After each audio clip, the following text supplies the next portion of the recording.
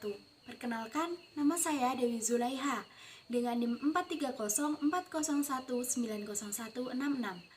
Di sini saya akan sedikit menyampaikan atau menceritakan tentang kisah keluargaku yang dimana keluargaku merupakan keluarga seorang petani. Dalam kali ini saya menyusun makalah dengan judul Keluarga Seorang Petani untuk memenuhi tugas UTS dalam mata kuliah kewirausahaan. Pertama-tama, mari kita panjatkan puji syukur kehadirat Allah Subhanahu wa Ta'ala yang telah memberikan rahmat hidayat sehingga kita diberi kesempatan untuk bertemu meskipun secara online. Yang saya hormati Bapak Turjaun selaku dosen pengampu mata kuliah kewirausahaan serta teman-teman yang sangat saya sayangi. Yang pertama, siapa sih sosok seorang Bapak Supani?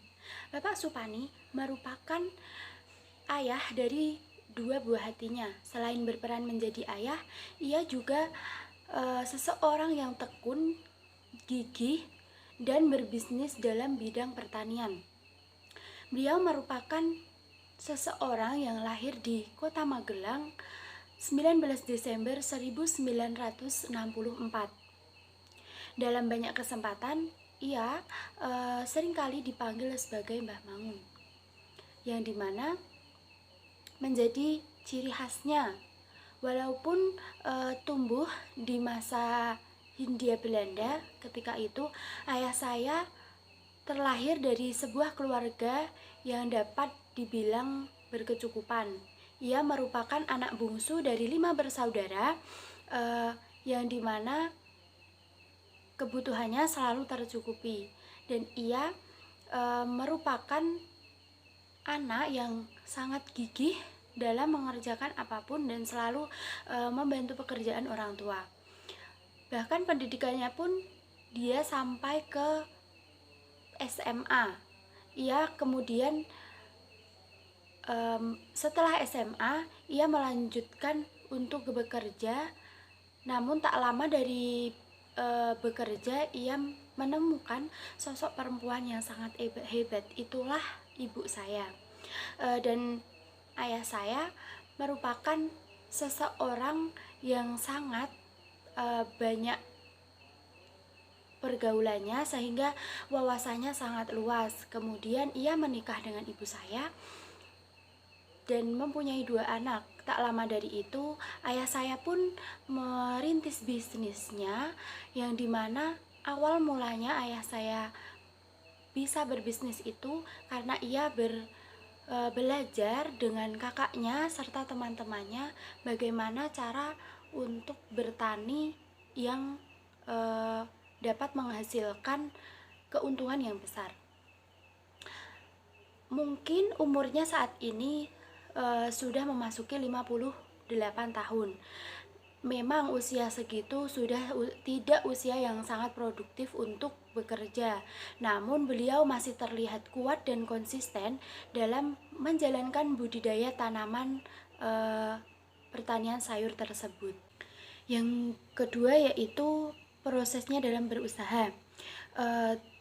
Berbekal ketelatenan dan kesabaran dalam budidaya tanaman sayuran mungkin terbilang memberikan banyak keuntungan karena tiap tahunnya permintaan terhadap sayuran selalu meningkat. Dan meningkatnya itu cukup signifikan, seperti meningkatnya permintaan sayuran di pasar. Memang sayuran di pasar itu menjadi kebutuhan pokok yang kaya akan gizi, di mana budidaya sayuran ini bisa menjadi inspirasi petani pemula. Terlebih lagi ada beberapa jenis sayur yang mudah ditanam dan bisa dipanen lebih cepat. Kemudian dalam menjalankan usaha budidaya sayuran, ayah saya awalnya belajar dengan kakaknya. Hal itu sudah dijalankan kurang lebih 7 tahun, yang dimana berawal dari mempunyai modal, yang dimana bermodalkan pembelian bibit tanaman sayuran yang harganya itu 13.000 per bibit. Dan ayah saya juga mempunyai lahan seluas 1000 meter persegi yang berada di belakang rumah. Kemudian di mana penanaman itu dikelola dengan aneka jenis sayuran seperti kol, cabai, pakcoy, kangkung, kacang panjang, dan juga sawi. Menurut ayah saya, jenis tanaman sayur lebih gampang jika dibandingkan bertani jagung dan kacang tanah. Terlebih lagi, petani dapat menggarap lahan yang sama sampai berkali-kali tanpa harus membuka lahan yang baru. Jadi misalnya cabai itu untuk beberapa kali panen. Kemudian ada pakcoy itu juga beberapa kali panen, meskipun dalam panen itu hanya 1 kali panen, namun tidak mungkin kan semua semua tanaman itu tumbuh bersama. Mungkin ada yang kecil, ada yang besar, dan saat panen pertama itu kita memilih yang sudah siap panen dulu, seperti itu. Kemudian dalam usaha pertanian tidak hanya bibit saja yang dipersiapkan, namun juga pupuk-pupuk organik maupun pestisida. Selain itu juga ada seperti alat semprot, plastik mulsa, dan lain sebagainya.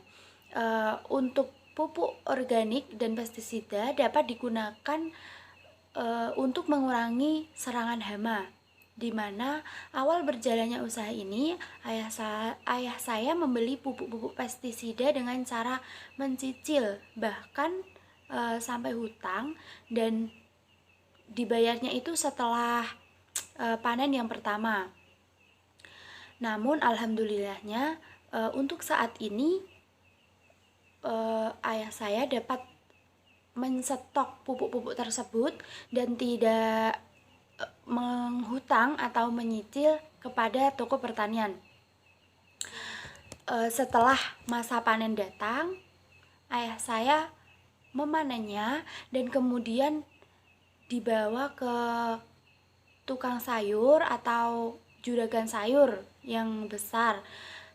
Dalam perhitungannya, apabila bertani sayur, keuntungannya jauh lebih tinggi sebab hanya umur 65 hari berbagai jenis tanaman sayur sudah dapat dipanen dan dijual, seperti pakcoy, terus kangkung, kacang panjang. Kalau cabai ya mungkin sekitar 4-5 bulanan. Kemudian